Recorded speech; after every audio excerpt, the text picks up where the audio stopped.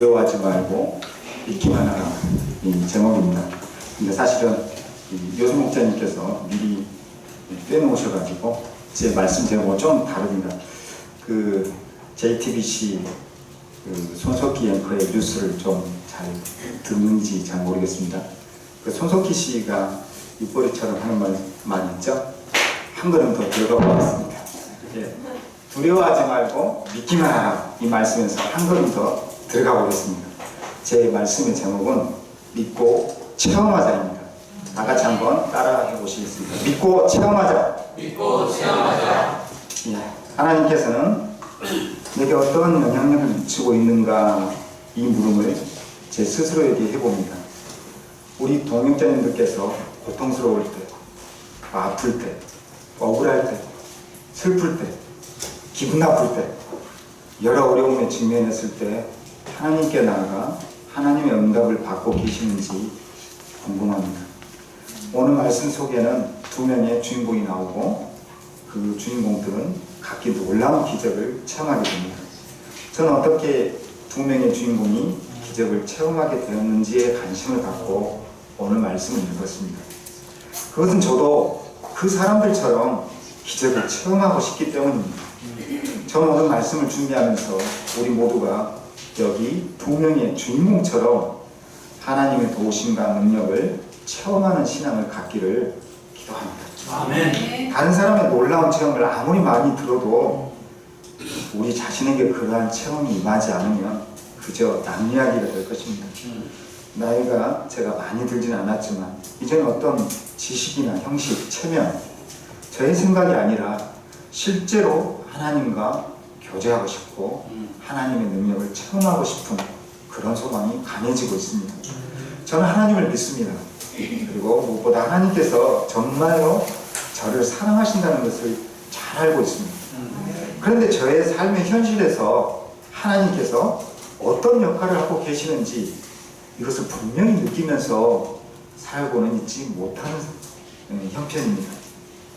하나님과 저와 거리가 벌어진 탓일까, 아니면 제가 둔감해진 것인지, 아니면 어쩌면 둘 다 때문인지도 모르겠습니다. 저는 오늘 말씀을 통하여 응답하시는 하나님을 만나고 싶습니다. 우리가 어떻게 하나님의 응답을 체험할 수 있을까라는 주제를 가지고 함께 오늘 말씀을 나누고자 합니다. 예수님의 사역도 이제 중반전에 돌입했습니다. 귀신 들린 거라사 강의를 치료하시고 예수님께서 거라사 땅에서 막 돌아왔습니다. 예수님을 환영하는 인파가 엄청나게 몰려들었습니다. 그 가운데 회당장인 야이로라는 사람이 급하게 와서 예수님께 엎드려 간구했습니다. 제게 너무나 소중한 12살 먹은 외동딸이 있는데 지금 죽어가고 있어요. 제발 살려주세요.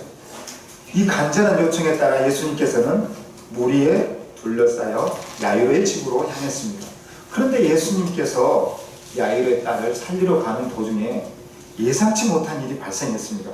많은 인파 속에서 한 여인이 예수님 뒤로 와서 예수님의 옷자락을 만졌는데 예수님께서는 이때 능력이 빠져나간 것을 아시고 옷 만진 사람을 찾은 것입니다. 이 여인은 숨지 못하고 예수님께 나와 자초지종을 말하였습니다.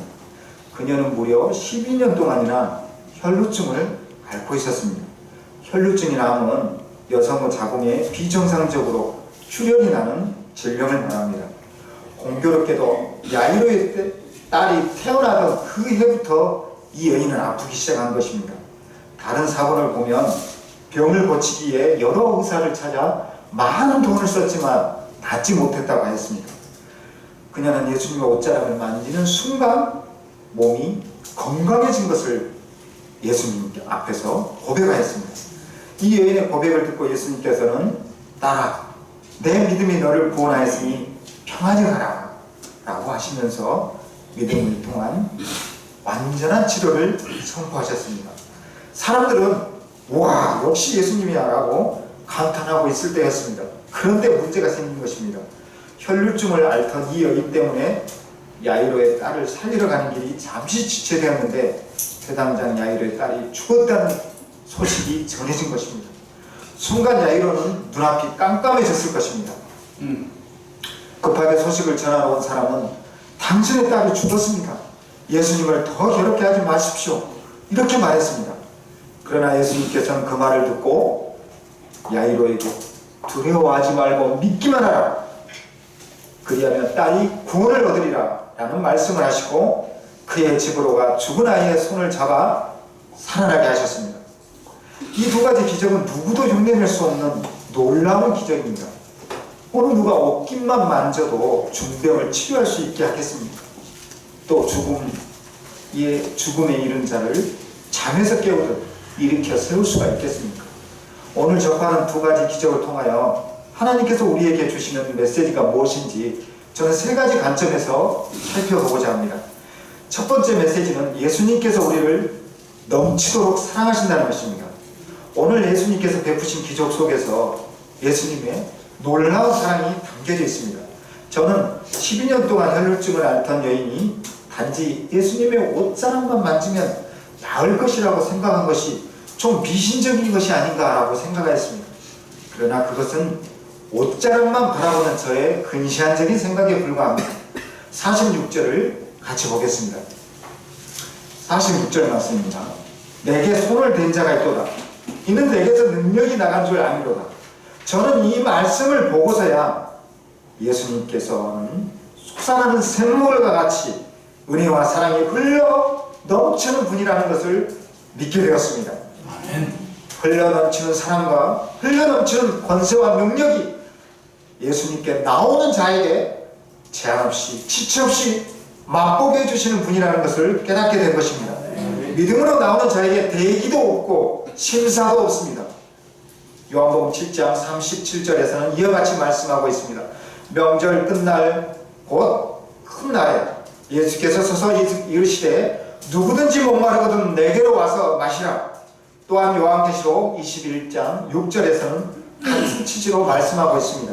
나는 알파와 오메가요 처음과 마지막이라. 내가 생명수 생로를 목마른 자에게 값없이 주리니. 이 말씀들은 하나님께서 우리에게 넘치는 사랑, 한없는 사랑, 값없는 사랑을 예비하고 있다는 것을 말씀해 주고 있는 것입니다. 이 말씀은 하나님을 우리를 향한 넘치는 사랑과 준비된 사랑, 이것이 우리에게 허락되어져 있다는 것을 보게 됩니다. 혈루증 앓던 여인은 예수님의 권능만 믿었던 것이 아니라 예수님께서 차별이 없이 넘치도록 사랑해 주시는 분임을 확신한 것입니다. 그가 예수님께 돌진할 수 있었던 것은 예수님께서 값없이 주저함 없이 자신의 인생을 변화시켜 주실 것이라는 것을 확신하였기 때문입니다. 하나님께서는 제가 말할 수 없는 부끄러운 죄를 들고 나갔을 때에도 제게 아무런 조건 없이 저를 용서하심으로 사랑하심으로 은혜를 베푸셨습니다. 두 가지 기적이 주는 두 번째 메시지는 예수님께서 전능하신 하나님의 아들이시요 우리 생명을 구원하신 분이라는 것을 보여줍니다. 죽은 사람을 잠자는 자로 보시는 예수님의 권능은 단지 놀라울 뿐만 아니라 우리의 생명이 예수님께 있다는 것을 보여줍니다. 52절과 54절 그리고 54절을 같이 보겠습니다. 먼저 52절을 같이 읽겠습니다. 52절 말씀입니다. 시작. 모든 사람이 아이를 위하여 울며 통곡하며 예수께 이르시되 울지 말라 죽는 것이 아니라 잔다 하시니. 54절과 55절도 함께 읽겠습니다. 시작. 예수께서 아이의 손을 잡고 불러 이르시되 아이야 일어나라 하시니 그 영이 돌아와 아이가 곧 일어나며 예수께서 먹을 것을 주라 명하시니.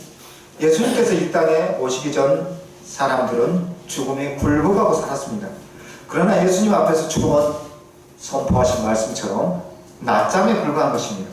장차 예수님께서 다시 오실 때에는 야이로의 딸을 살리신 것처럼 모든 믿는 자의 손을 잡아 일으켜 세우실 것입니다. 예수님께서 기적을 보여주신 것은 기적을 통하여 예수님이 어떤 분이신지 발견하라는 메시지가 담겨 있는 것입니다. 오늘 두 가지 기적을 보시면 예수님이 어떤 분이신지 잘 알 수 있습니다. 예수님께서는 우리의 연약함을 불쌍히 여기시고 우리의 고통을 결코 관가하지 않으시는 분이라는 것을 알 수 있습니다. 뿐만 아니라 우리의 생명의 주관자가 된다는 것을 알 수 있습니다. 오늘 기적이 주는 세 번째 메시지는 바로 이것입니다. 믿음으로 나아가야만 하나님을 체험한다 이 말씀입니다. 오늘 사건을 보고 그저 놀랐구나 이렇게만 한다면 그것은 구경꾼에 지나지 않고 남의 이야기가 될 것입니다. 하나님께서 우리를 정말로 치유하시는지, 우리에게 평강을 허락하시는지, 정말로 우리를 사랑하시는지 체험하고자 한다면 하나님께 믿음으로 나아가야 하나님을 만날 수 있다는 것입니다. 오늘 예수님을 에워싼 많은 사람들 중에는 육체적으로, 영적으로 여러 가지 어려움을 겪고 있는 사람들이 많이 있었을 것입니다. 그런데 예수님의 권능을 실제 체험한 사람은 혈루증 앓던 여인 한 사람입니다. 병든 자녀를 둔 부모가 많이 있었겠지만 그중 예수님께 나온 해당장 야이로만이 딸이 살아나는 체험을 한 것입니다. 그분께 나가지 않은 자는 체험할 수 없다는 것입니다. 혈루증 앓던 여인이 예수님께 나간 비결을 살펴보고자 합니다. 그녀에게는 먼저 낫고자 하는 마음이 간절했다는 것을 알 수 있습니다. 사람들이 이렇게 생각할 수 있습니다. 그렇게 많이 아프면 당연히 낫고자 하지. 그러나 현실은 약간 달라 보입니다. 12년 동안이나 여러 의사를 찾아 많은 돈을 썼다면 어떻게 되기 쉽습니까? 체념하기 쉬울 것입니다. 안 죽고 살았으면 됐지. 이렇게 생각하기 쉽습니다. 또 내 인생이 원래 이래. 뭐가 더 나아지겠어? 라고 생각하거나 아니면 너무 아프고 힘들어서 참 빨리 죽었으면 좋겠다. 이렇게 생각할 수도 있을 것입니다. 그러나 그녀는 절대 그렇게 생각하지 않았습니다. 그녀는 더 나은 삶을 위하여 낫고자 했다는 것입니다. 여기서 혈루증은 저희에게 있는 각 사람의 인생을 좀먹는 장애물과 같은 것입니다. 사람들은 자신의 인생의 꿈을 펴지 못하게 하는 여러 장애 요소를 갖고 있습니다. 육체적 질병뿐만 아니라 정신적인 문제, 영적인 문제, 얼마나 많은 것들이 우리의 인생을 가로막고 있습니까? 죄로 인해 영이 썩어져 가는데 저는 제가 얼마나 끈질기게 낫고자 도전하고 있는지 되돌아보았습니다. 정말 낫고자 하고 있는지 되돌아보았을 때 낫고자 하는 마음이 제게 많지 않다는 것을 발견하게 되었습니다. 낫고자 하는 마음이 많지 않았을 때 예수님께 간절히 나아가지 못하고 있는 제 모습을 또한 발견하게 되었습니다. 저는 심각하게 생각하지 못할 때가 많았습니다. 그저 살만하다라고 생각했을 때가 너무나 많았습니다. 그러니까 예수님께 나가고자 하는 마음이 간절하지가 못했습니다. 꼭 죽게 되었을 때만 예수님께 우리가 나아가야 될까요? 그렇지 않습니다. 육체의 질병 못지않게 나쁜 습관, 나쁜 생각, 우리의 인생의 진료를 가로막고 있는 장애 요소들을 우리가 만날 때마다 우리는 심각하게 여기고 예수님께 나가야 하는 것입니다. 예수님께 고쳐달라고 나가야 하는 것입니다. 특별히 우리에게 있는 영적인 질병을 반드시 고쳐야 합니다. 믿음으로 주님께 나갈 때 저희도 예수님의 음성을 반드시 듣게 될 것입니다. 내 믿음이 너를 구원하였으니 평안히 가라. 믿음이 있을 때 치유가 있고 평안함을 얻게 된다는 것을 예수님의 말씀 속에서 분명히 보여줍니다. 혈루증 앓던 여인이 여러 장벽을 뚫고 예수님께 나갔다는 것도 깊이 배울 점입니다. 유출병에 대하여 유대인들은 부정한 사람으로 평가했습니다. 뿐만 아니라 사람들은 그와 어울리지 못하게 법으로 아예 막아놓았습니다. 또한 여인으로서 예수님을 현재 둘러싸고 있는 많은 사람들을 뚫고 간다는 것도 쉽지 않은 도전이었습니다. 다시 말해 관습과 현재 있는 형편이 어려운 상황임에도 불구하고 이 여인은 이 장벽을 뚫고 예수님께 돌진하였습니다. 그가 그 용기와 결단을 갖고 돌진한 이 믿음을 저희가 배워야 합니다. 예수님의 옷자락을 만지더라도 나으려는 믿음이 생기자 그녀는 많은 인파를 보고 오히려 자신을 숨기고 자연스럽게 예수님의 옷을 만질 수 있는 기회라고 여겼습니다. 다른 사람들은 예수님을 구경하려고 나왔지만 그 여인은 예수님을 체험하고자 무리를 헤치고 예수님께 다가갔으며 목표를 달성했습니다. 이것을 보면 주님 옆에 서 있어도 구경꾼은 아무것도 체험하지 못한다는 것을 알 수 있습니다. 교회에 아무리 많이 나가고 목사님과 아무리 가까이 있고 성령책이 아무리 내 옆에 있어도 하나님을 개인적으로 만나고자 돌진하지 않는다면 우리는 구경꾼에 불과하다는 것입니다. 그랬어? 이런 말만 하다가 인생 마감하게 될 것입니다. 예수님을 만나고 능력을 체험하고자 한다면 그분께 돌진하고 그분께 안기고 그분을 포옹해야 됩니다. 우리에게 있어 주님께 돌진하는 방법은 바로 기도하는 것입니다. 진실되고 간절한 기도는 주님과 1대1로 만나는 완벽한 통로입니다. 아멘. 사람들은 자신에게 고침받고 해결받을 일이 분명히 있음에도 불구하고 여러 가지 핑계를 댑니다. 그리고 하나님께 나가지 않습니다. 다른 사람 보니 이 정도는 별것도 아닌데 이거 꼭 갖고 나가야 되나? 이런 문제 가지고 나가는 사람 잘 못 봤는데?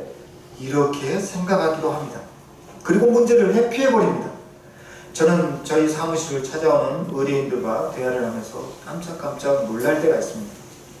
사건의 문제점이나 전망에 대하여 제가 과장하거나 축소하여 말하는 때가 있다는 것을 제가 발견하였기 때문입니다. 물론 사건을 잘 이해하고 명심하여서 잘 처리하라는 경고적인 의미도 있긴 하지만 정직한 상담을 하고 있지 않다는 생각이 들 때 괴롭고 무서운 생각이 들었습니다. 저는 어떤 사건에 대하여 좀 더 신경을 쓰고 어떤 사건은 덜 신경 쓰고 있다는 저의 태도를 발견하기도 하고 하나님 앞에서 두려운 마음이 생깁니다. 제가 다른 사무실에 관련한 일의 성격상 그 정도는 별거 아니야 이렇게 생각하지 않겠습니다. 제가 나름대로 판단하고 별일 아니다 혹은 작은 일이다 라고 생각하고 하나님께 나가지 않는 잘못을 범하지 않겠습니다. 작은 일이든 또 어떠한 소심한 작은 일처럼 보일지라도 그것이 잘못된 일이라면 제가 하나님께 나아가 고침받아야 할 것입니다. 또 사람들은 반드시 고침을 받아야 할 일인데도 자존심에 상처가 나거나 또 금전적 손실이 날 것 같으면 고침받으러 가지 않습니다. 이와 같이 우리가 하나님께 나가는 길에는 여러 장애물들이 놓여져 있습니다. 그러나 장애물을 헤치고 나가지 않으면 예수님의 옷자락을 만지기는커녕 예수님의 얼굴조차 보지 못할 것입니다. 야이로의 경우를 보더라도 세상 경험이 또한 예수님께 나가지 못하게 하는 장벽이 될 수 있다는 것을 알 수 있습니다. 야이로는 딸이 아직 죽지 않는 상태에서 예수님께 간구했습니다. 그런데 그 딸이 죽음에 이르자 주변 사람들이 말했습니다. 이미 딸이 죽었습니다. 예수님을 더 괴롭게 하지 마십시오. 이러한 사람들의 반응은 한 번 죽으면 끝이라는 것을 수없이 경험한 그 사람들의 상식적인 이야기인 것입니다. 그 사람들은 지극히 당연한 반응입니다. 오히려 예수님을 더 괴롭게 하지 마소서라는 말이 아주 예의 바른 말로 들리지 않습니까? 그러나 죽은 자도 살리시는 예수님 앞에서 이런 말은 너무나 황당한 말일 뿐만 아니라 예수님을 아주 무시한 말입니다. 예수님께서는 야이로에게 생명에 대한 새로운 기준을 제시하셨습니다. 50절을 함께 보겠습니다. 50절을 다 같이 읽겠습니다.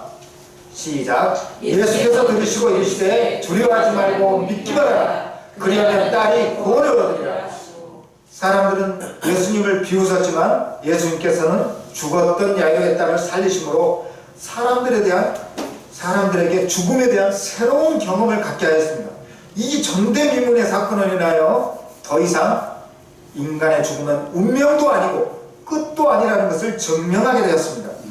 이제 하나님을 믿는 사람들은 죽음에 대한 상식과 경험을 모두 변경해야 할 것입니다. 한 번 죽으면 끝이라는 것은 하나님을 믿는 사람에게 더 이상 상식도 아니고 경험도 아닙니다. 오히려 비상식적인 이야기입니다. 이 사건은 야이로만의 경험이 아니라 저의 경험이 되었습니다. 저는 예수님께서 죽은 자를 살리신 그 장소에 있던 목격자가 됐습니다. 세상 기준에 따라 자기 생각에 따라 우리는 하나님을 얼마나 멀리하고 다르게 평가하고 있는지 모릅니다. 저는 어떤 목사님이 나물 무칠 때도 맛있게 무쳐달라고 기도한다니 참으로 처음에 웃었습니다. 기도하면 손가락에서 참기름이라도 나오나 그렇게 생각했습니다. 하지만 이런 마음이 하나님 앞에서 얼마나 교만하고 못된 마음인지 또 자기 중심적 사고인지 저는 회개하게 되었습니다. 하나님 만나고 안 만나는 기준을 어떻게 제가 세울 수 있겠습니까? 하나님은 우리 아버지가 되십니다. 그분은 어떠한 때 어떤 상황에서 언제라도 우리와 함께 하시길 원하시는 분이라는 것입니다. 아주 작은 것이라도 저희에게 해가 된다면 아주 안타까워하시는 분이라는 것입니다. 우리가 조그만 발전이라도 할 수 있다면 예수님께서는 기도하고 변화되라고 하는 메시지를 우리에게 주시고 있는 것입니다. 저희를 만드시고 저희를 위해 목숨을 아까워하지 않으신 하나님과 우리는 매일 매순간 동행하고자 해야 합니다. 믿음의 체험은 어느 특별한 사람이나 특별한 경우만 체험하는 것이 아닙니다. 믿음의 체험이 그저 막연한 것도 아닙니다. 실제적인 체험이 수반되어야 한다는 생각을 갖고 있습니다. 그렇다면 우리는 매일 매순간 주님께 믿음으로 나아가고 매일 매순간 하나님의 손길과 하나님의 능력을 체험해야 된다는 것입니다. 하나님께 나가는 데는 외적인 장애, 스스로가 만든 장애, 여러 장애물들이 놓여 있음을 알 수 있습니다. 그러나 믿음으로 장벽을 넘어 막힘없이 하나님과 교통하면 늘 하나님의 사랑과 도우심을 우리도 체험하게 될 것입니다. 그렇게 하면 분명 기적과 같은 놀라운 인생 변화를 체험하게 될 것입니다. 더불어 주님의 말씀처럼 우리 인생은 진심으로 평안해질 것입니다. 그분을 매 순간 만나면 실패도 없고 두려움도 없는 인생을 살게 될 것을 저는 믿습니다. 한마디, 신앙을 듣는 것이 아니라 체험하는 것입니다. 같이 기도하시겠습니다. 저희 모든 문제를 아시고 주님께 나오기를 기대하시는 주님을 만나 감사합니다. 저희는 주님의 사랑을 믿고 확신합니다. 저희가 아주 작은 일이라도 주님께 가지고 나아가 해결받고 더 큰 것도 가지고 나아 해결받는 실제적인 믿음의 신앙인이 되게 도와주시옵소서. 주님의 사랑과 주님의 권세와 능력을 날마다 매 순간 체험하는 저희들이 될 수 있기를 간절히 기도합니다. 감사하고 예수님 이름으로 기도드렸습니다.